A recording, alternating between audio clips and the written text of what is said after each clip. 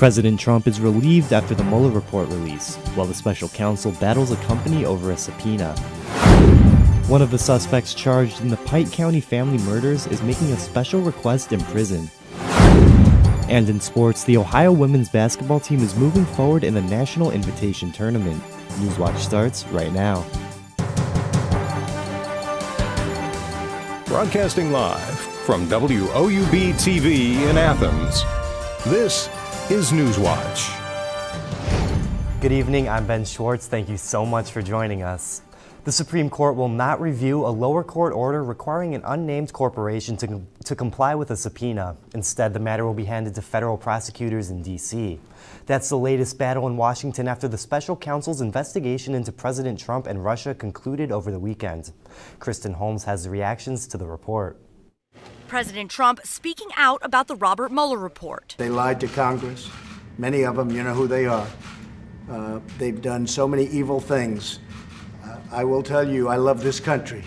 I love this country as much as I can love anything. My family, my country, my God. But what they did, it was a false narrative. It was a terrible thing. We can never let this happen to another president again. And after nearly 2 years attacking the special counsel investigation, changing his tune. Now, Republicans say the report lifts the cloud of conspiracy hanging over the Trump administration. The American system has prevailed. While Democrats push for more answers. We need to see the full report to really understand the evidence that was collected. Attorney General Bill Barr sent a letter to Congress summarizing the findings, writing, "The special counsel's investigation did not find that the Trump campaign or anyone associated with it conspired or coordinated with Russia in its efforts to influence the 2016 U.S. presidential election." But the letter does not fully exonerate President Trump from obstructing justice. Democrats pouncing. It's very important that Mueller did not exonerate the president on obstruction of justice. In fact, after 2 years of investigation, Mueller said he couldn't make a determination, and it's highly concerning. And while Democrats are calling for the release of the full report, President Trump says that's up to the Attorney General, and that if the full report was released, it wouldn't, quote, bother him at all. Candidates for the LGBT Center Director will be on Ohio University's campus starting Wednesday. The former director, Delphine Batista, was put on administrative leave in January. Tyrone Carr is the interim director until a new one is chosen. The candidates will have opportunities to speak to the public in Baker Center, room 231 this Wednesday from 1 to 2, room 219 from 3 to 4 on Friday, room 231 April 3rd from 10 to 11, and room 231 April 4th from 10 to 11. These public forums fall on Ohio University's Pride Week, which runs through Friday. The fourth person charged with killing 8 people in Ohio wants solitary confinement in the jail where he's being held. George Wagner, his parents, and brother have pleaded not guilty to aggravated murder charges. They are accused of shooting the Roden family in Pike County in 2016. Wagner's attorneys told a Pike County judge last week that he wants solitary confinement to read the Bible and to do the things that he likes to do. Authorities have suggested a child custody dispute as a possible motive in the slayings. A student gun rights group announced a settlement with Ohio State University. The settlement resolves a 2014 lawsuit and allows concealed carry permit holders to store guns in locked vehicles. University spokesman Ben Johnson says Ohio State was willing to change the code since the university was already following state law by allowing the storage. The way schools in Ohio are funded might soon change. A new proposal announced today would overhaul the current funding system. The current system uses a mix of federal funding, local sources such as taxes, and state disbursements. It was declared unconstitutional by the Ohio Supreme Court almost exactly 22 years ago, following the landmark court case DelRoff v. State. Advocates say more equally distributed funding could help address an achievement gap that correlates to poverty. In Ohio, you have to be 21 to purchase alcohol, but soon you might have to be 21 to buy tobacco products. Ohio Governor Mike DeWine is proposing raising the minimum age from 18 to 21 years old. The proposal is part of his 2-year state budget. The plan would also include vaping products. Statistics show more than 1 in 5 Ohio residents smoke, and that tobacco-related diseases kill more Ohioans every year than opioids.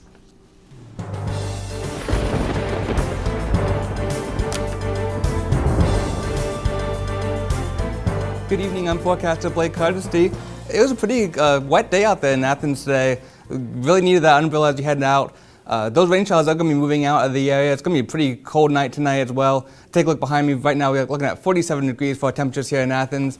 Those winds out of the north, it's 5 to 10 miles per hour. As we take a look around the region right now, looking at 47 in Athens, 50 in Ripley, a one spot down in Ironton of 51 degrees, and Cambridge is 47 degrees, all under cloudy skies. As we take a look at precipcast, this is what we were dealing with today. Those rain showers are going to be pushing out of the area. The further south you are, the more likely you have to have a few lingering rain showers as you go about your evening. So the further south you go, make sure you grab that umbrella. As we have some high pressure building in behind it, Ben, that's going to be causing a lot more clearing skies and warm temperatures the next couple of days. So those people who have spring fever are going to get lucky in the next couple of days. That's great to hear. The weekend treated us pretty well, but today's got the rain. But yeah, it was a little rainy today. The weekend good. was really nice, but like I said, it is going to be warming up even more than the weekend, into the upper 60s the next couple of days. Awesome. Thank you, Blake.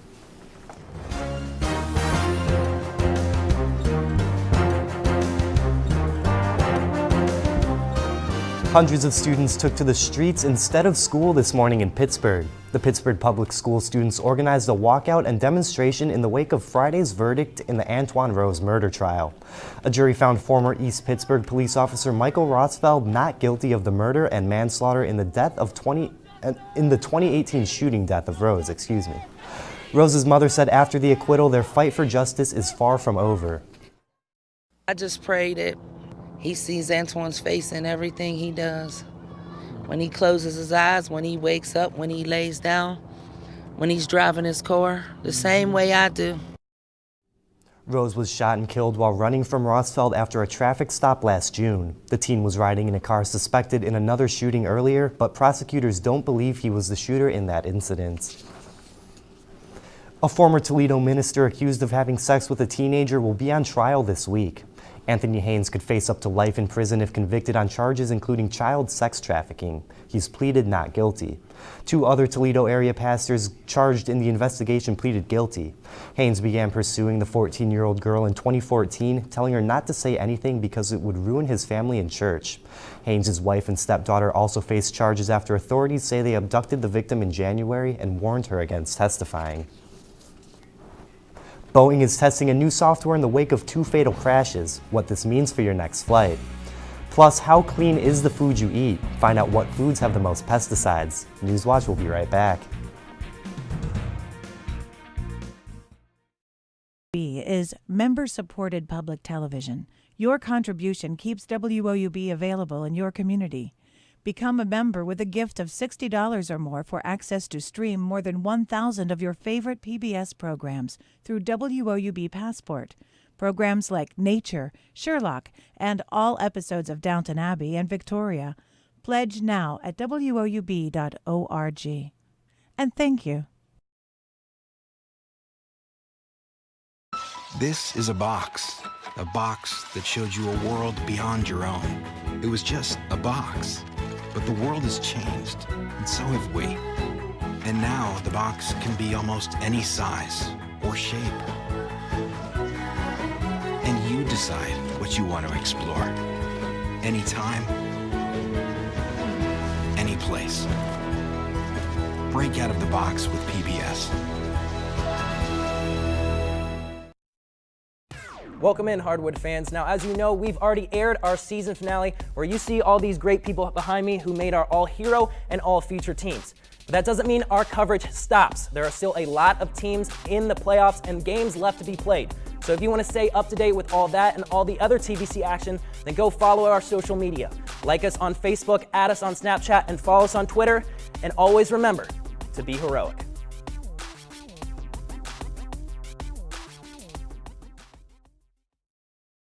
I loved Ken Burns' series on the Civil War. It was deeply impacting. I love history. To have those stories told through these letters, through stories of love and loss, it rewrote the book on how to tell a story. When television was invented, there were a lot of people who had dreams about what it could do. I think PBS still aspires for and often succeeds at reaching the highest ideals of what television could be.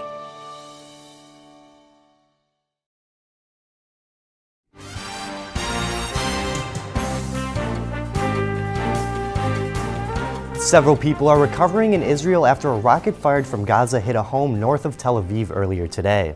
A spokeswoman for the Israel Defense Forces says Hamas is behind the attack. 7 people were injured.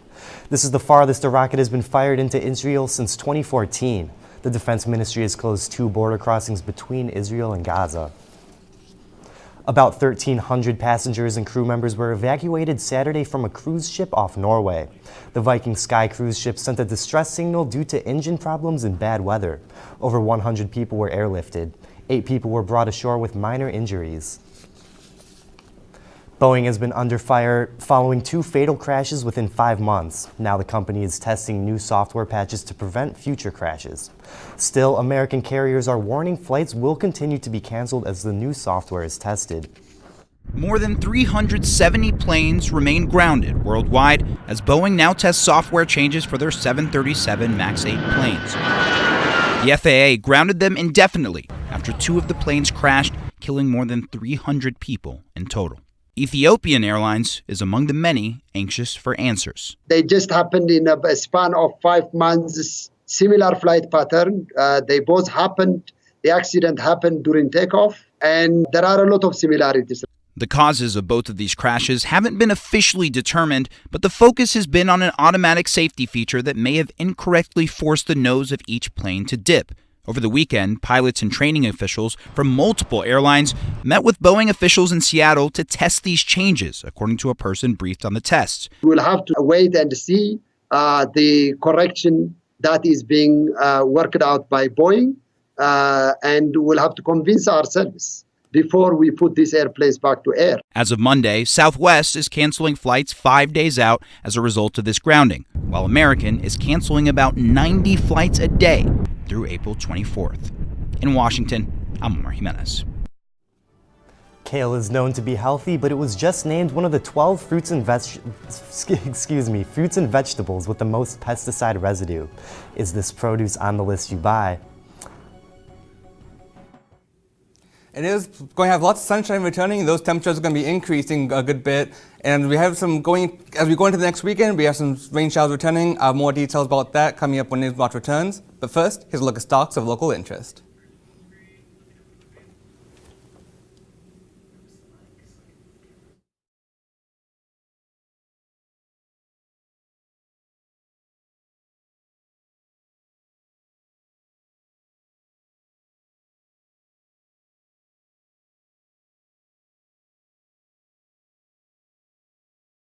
WOUB is member-supported public television. Your contribution keeps WOUB available in your community. Become a member with a gift of $60 or more for access to stream more than 1,000 of your favorite PBS programs through WOUB Passport.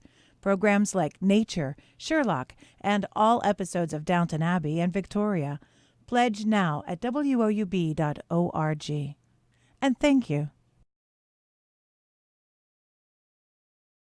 Welcome in, Hardwood fans. Now, as you know, we've already aired our season finale where you see all these great people behind me who made our all-hero and all-feature teams. But that doesn't mean our coverage stops. There are still a lot of teams in the playoffs and games left to be played. So if you want to stay up to date with all that and all the other TVC action, then go follow our social media. Like us on Facebook, add us on Snapchat, and follow us on Twitter. And always remember to be heroic.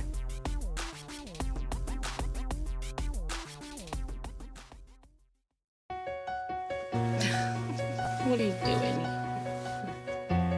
Possibilities. Your day is filled with them. Reach up, energy in the fingertips, collapse. TV, play Downton Abbey. And PBS helps everyone discover theirs.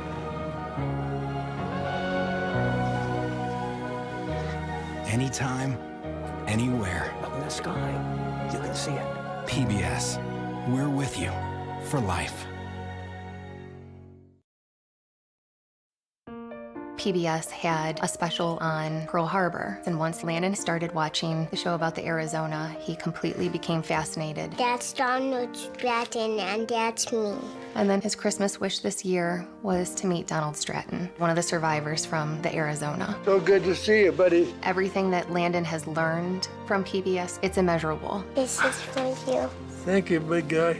He is living proof of the effect that PBS has had on his life.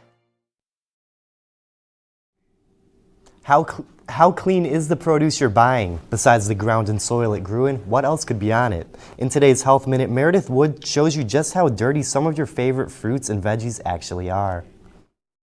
Beware kale lovers. The leafy green has just joined an exclusive list that no vegetable wants to be on. Kale was named as one of the 12 fruits and vegetables with the most pesticide residues. For the last 15 years, the nonprofit, nonpartisan Environmental Working Group has ranked produce on pesticide contamination levels, specifically after that produce has been washed and peeled. This year's Dirty Dozen are strawberries, spinach, kale, nectarines, apples, grapes, peaches, cherries, pears, tomatoes, celery, and potatoes. In contrast, the produce with the least amount of pesticide residues make up the Clean 15. The top 3 on that list are avocados, sweet corn, and pineapples. Pesticides are any chemicals that are used to kill bugs, other plants, or rodents that harm produce. The rankings are based off of more than 40,000 fruit and vegetable samples tested by the Food and Drug Administration and the U.S. Department of Agriculture. For today's Health Minute, I'm Meredith Wood.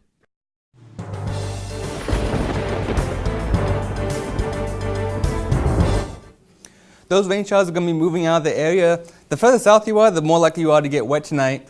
So right now, right in Athens, looking at 47 degrees on the cloudy skies. Those clouds are going to be breaking up as we go into the overnight hours. It's going to be a chilly night, though, as those clouds begin to break up. North winds at 5 to 10 miles per hour.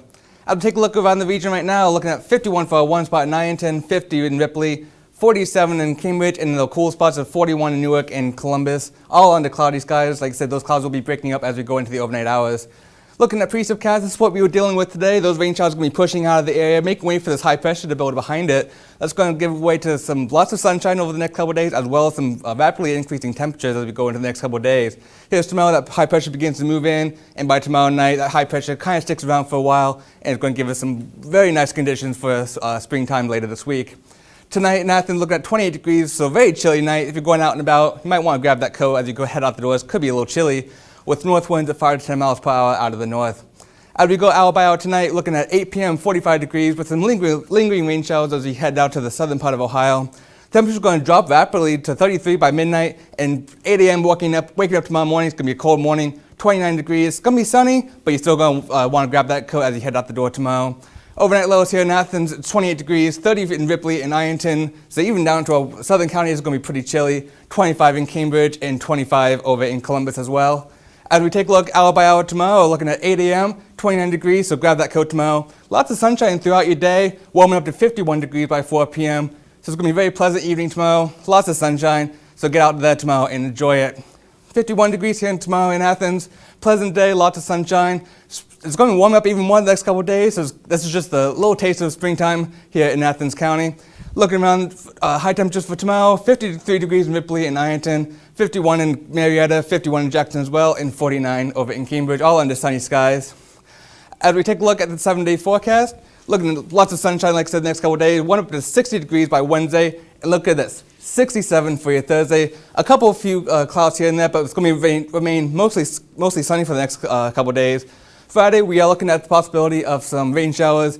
I'm giving it a 30% chance at the moment. It's kind of looking like it might be going out to the north, but we'll, of course, keep an eye on it for you as we go along the next couple of days. For your weekend, cooling down, unfortunately, to your Sunday, 40 degrees. Those rain showers could possibly linger around in the area on Sunday. And as we take a look on Monday, 52 degrees. A pleasant start to your work week next week. Some sunshine returning, as well as a couple clouds as well. Ben? Thank you, Blake. Parkland, Florida suffers another loss. 2 students from the area took their own lives this week. John Lawrence reports. More heartbreak after last year's fatal rampage at Marjorie Stoneman Douglas High School. The trauma associated with what happened on February 14th last year is not over for this community. 14 students and 3 staff members were killed in the shooting. And now 2 students at the school, at least one who survived the massacre, took their own lives within the last week. It's not clear if the latest apparent suicide was related to the attack.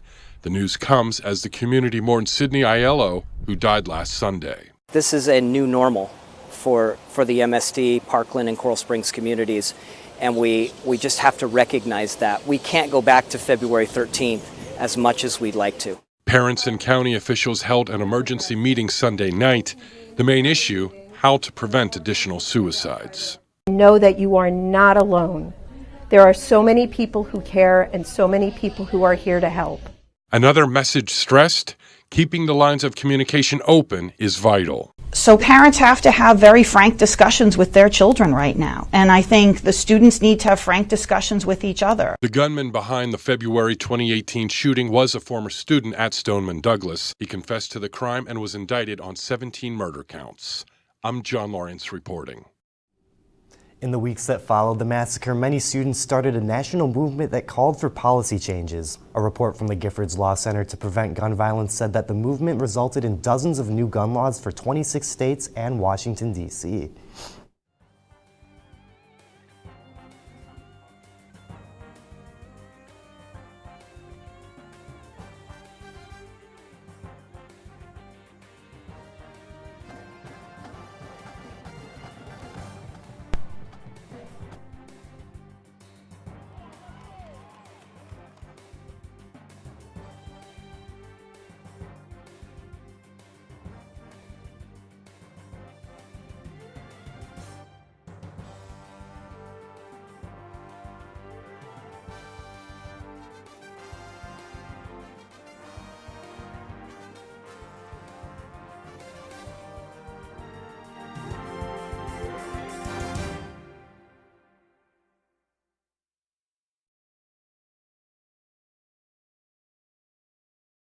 This is a box that showed you a world beyond your own.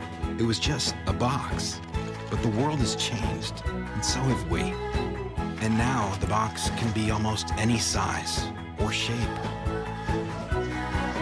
And you decide what you want to explore.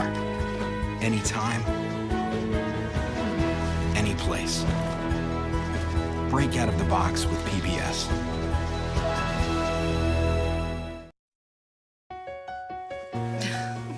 What are you doing?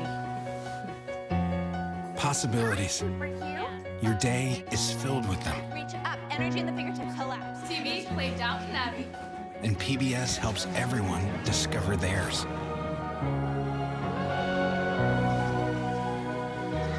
Anytime, anywhere. Up in the sky, you can see it. PBS, we're with you for life. Welcome in, Hardwood fans. Now, as you know, we've already aired our season finale where you see all these great people behind me who made our all-hero and all-future teams. But that doesn't mean our coverage stops. There are still a lot of teams in the playoffs and games left to be played. So if you want to stay up to date with all that and all the other TVC action, then go follow our social media. Like us on Facebook, add us on Snapchat, and follow us on Twitter. And always remember to be heroic.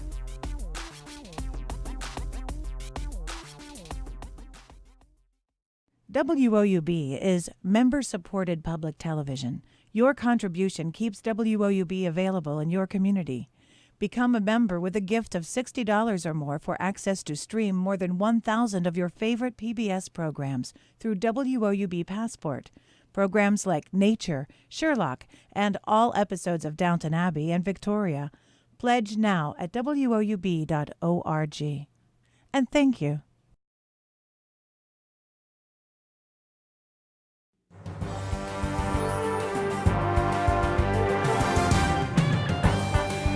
Welcome back, I'm Nick Mullins. It's still March, and that means March Madness. Last night, the Ohio women's basketball team felt plenty of it in round 2 of the WNIT against Middle Tennessee. It was a back-and-forth game in the convo as neither team could seem to gain the edge. At half, Bobcats were down 34-28, and nothing seemed to change in the second as the game was even tighter.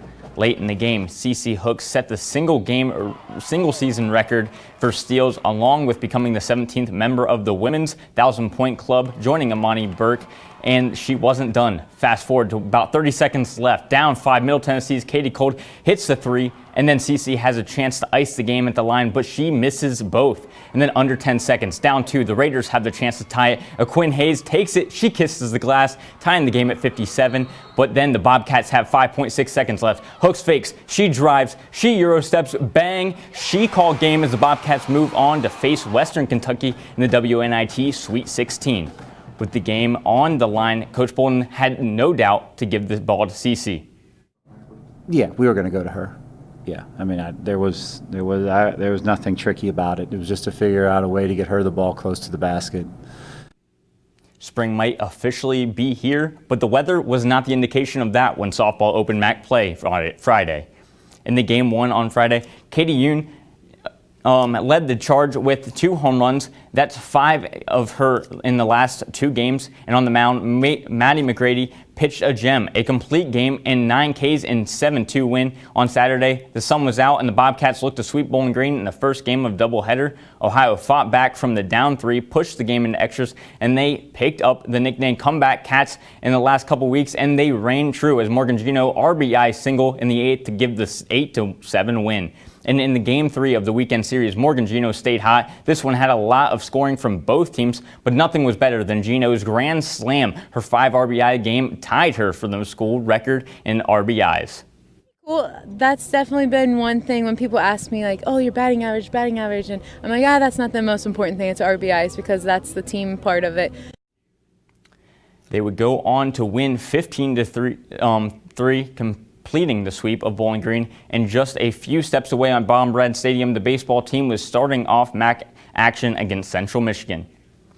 In Game 1 on Friday, the Bobcats jumped ahead early with a couple long balls, including one from Rudy Rote in his 3rd of the season. Then came the Chippewas. They would put up 5 runs. Ohio didn't do much else as they fall 5-3. And now in game number 2, Central Michigan jumped all over the ball, going up 4 after just 1 inning. It was a high-scoring game as the Bobcats battled back in the bottom of the 7th, down 8-11. The Bobcats needed some magic, and they would get just that as Tanner Picnic was 1 for 25 coming into the plate. Bases loaded. He says, "See ya later, ball." That's a grand slam walk-off. The Bobcats would win 12-11. And in Game 3, the Bobcats took the lead early with Rudy Rote base knock, but the Chippewas would take the series 6-2. After the win, the Bobcats will be back in action at home against Marshall on Tuesday. I'm Nick Mullins, and that's it for sports. Back to you, Ben. Thank you, Nick. When it comes to bees, members of the Susquehanna University Beekeeping Club know all the buzz. They keep hives outside for earth and environmental research. But on Sunday, multiple hives were knocked over and honey was clearly taken. There were no witnesses, but the university posted a wanted sketch of their suspect, a hungry black bear.